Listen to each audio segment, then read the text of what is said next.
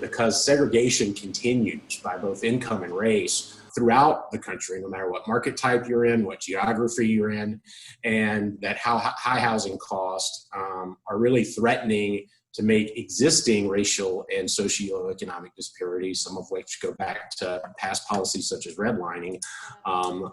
There's really a chance that a lot of these folks who have already been disadvantaged are actually going to face more difficult housing challenges moving forward.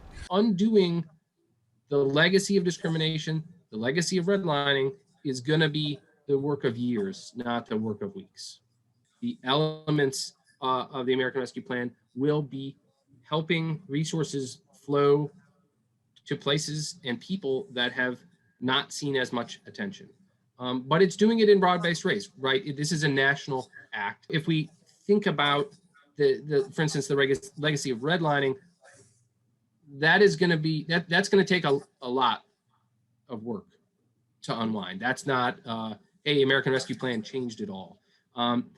But if you think about the emergency rental assistance that's flowing out, and that's flowing through Treasury, it's not flowing through HUD, but right, it's sort of in my lane. That is a particularly targeted way. It's aimed at people who have experienced disruptions in their housing due to the pandemic. One of the things that changed right away with the Biden-Harris administration is the guidelines coming out from Treasury about how that assistance was going to flow, right? Lowering the barriers, allowing people to make attestations instead of providing lots of documentation of need. Redlining, legacies of lack of fair lending, urban renewal, which decimated whole Black communities across the country. And that legacy is what is the preconditions for the type of impact that COVID-19 has had on Black and brown communities. So, housing insecurity means people can't shelter in place when the government calls for people to shelter in place.